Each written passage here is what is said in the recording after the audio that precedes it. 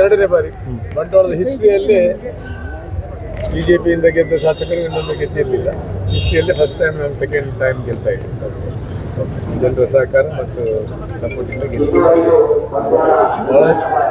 ರಾಜ್ಯದಲ್ಲಿ ಬಹಳಷ್ಟು ಅಪಪ್ರಚಾರಗಳು ಆಮಿಷಗಳ ನಡುವೆಯೂ ಕೂಡ ಬಂಟ್ವಾಳದಲ್ಲಿ ಗೆದ್ದದ್ದು ನಿಜವಾಗಿ ಬಹಳಷ್ಟು ಕಾರ್ಯಕರ್ತರ ಕರಾವಳಿಯ ಜನ ಬಿಜೆಪಿಯನ್ನು ಕೈ ಬಿಟ್ಟಿಲ್ಲ, ಆದರೆ ರಾಜ್ಯದಲ್ಲಿ ಜನ ಕೈ ಹಿಡಿಯಲಿಲ್ಲ. ಏನು ಹೇಳ್ತೀವಿ?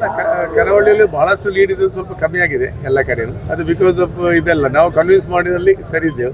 ಸ್ವಲ್ಪ ಎಜುಕೇಟೆಡ್ ಜನ ಕರಾವಳಿಯವರು, ಬುದ್ಧಿವಂತರು. ಅದರಿಂದ ಈ ಕಾರ್ಡ್ ಗೀಡ್ ಬಗ್ಗೆ ಗ್ಯಾರಂಟಿಯನ್ನು ನಂಬಲಿಲ್ಲ ಅಷ್ಟೇ. ಅಲ್ಲಿ ಮೇಲೆಲ್ಲ ಸ್ವಲ್ಪ ನಂಬಿದ್ದಾರೆ, ಆಶ್ವಾಸಗಳನ್ನೆಲ್ಲ ಅಷ್ಟೇ. ನಿಮ್ಮ ಗೆಲುವಿಗೆ ಏನು ಕಾರಣ? ಗೆಲುವಿಗೆ ನಾವು ಕೆಲಸ ಮಾಡಿದ್ದೇವೆ. ಕಳೆದ 5 ವರ್ಷ ನಿರಂತರವಾಗಿ ಜನರೊಟ್ಟಿಗೆ ಇದ್ದೇವೆ ಮತ್ತು ಕೆಲಸ ಮಾಡಿದ್ದೇವೆ. ಜನ ಪುನೊಮ್ಮೆ ಆಯ್ಕೆ ಮಾಡಿದ್ದೇವೆ. ಸರ್ಕಾರದ ಬಲ ಇಲ್ಲದೆ ಇರೋದು ಹಿನ್ನಡೆ ಆಗಿತ್ತು. ನ್ಯಾಚುರಲ್ ಆಗಿ ಸರ್ಕಾರ ಇದ್ದರೆ ಇನ್ನಷ್ಟು ಕೆಲಸ ಮಾಡಲಿಕ್ಕೆ ಅವಕಾಶ ಇತ್ತು. ಅದು ನಾವು ನೋಡೋ ಸರ್ವಿಸ್ ಮಾಡ್ಬೋದು ಜನರಿಗೆ, ಖಂಡಿತವಾಗ್ಲಿ ಮಾಡ್ಬೋದು. ಕೊಡ್ತೇವೆ ಅಂತ ಹೇಳಿದ್ರು, ಸರ್ಕಾರ ಬರಲಿಲ್ಲಲ್ಲ, ಅವರು ಎಲ್ಲ ಫ್ರೀ ಕೊಡ್ತೇನೆ ಅಂತ ಹೇಳಿದಾರಲ್ಲ, ಅದು ನೋಡೋ ಎಷ್ಟೆಲ್ಲ. ಈ ಸರ್ತಿ ಪೈಪೋಟಿ ನಿಮಗೆ ಹೆಂಗೆ? ಕಳೆದ ಚುನಾವಣೆಗಿಂತ ಈ ಸರ್ತಿ ನಿಮಗೆ ಸ್ಪರ್ಧೆ ಇತ್ತು. ಸ್ಪರ್ಧೆ ನ್ಯಾಚುರಲಿ ನಮಗೆ ಮತ್ತು ಕಾಂಗ್ರೆಸ್ಗೆ ಇದ್ದದ್ದು. ಹೋದ ವರ್ಷಕ್ಕಿಂತ ಲಾಸ್ಟ್ ಟೈಮ್ಗಿಂತ ನಿಮಗೆ ಕಷ್ಟ ಅಂತ ಅನಿಸ್ತಾ? ನಮಗೇನು ಅನಿಸಿಲ್ಲ.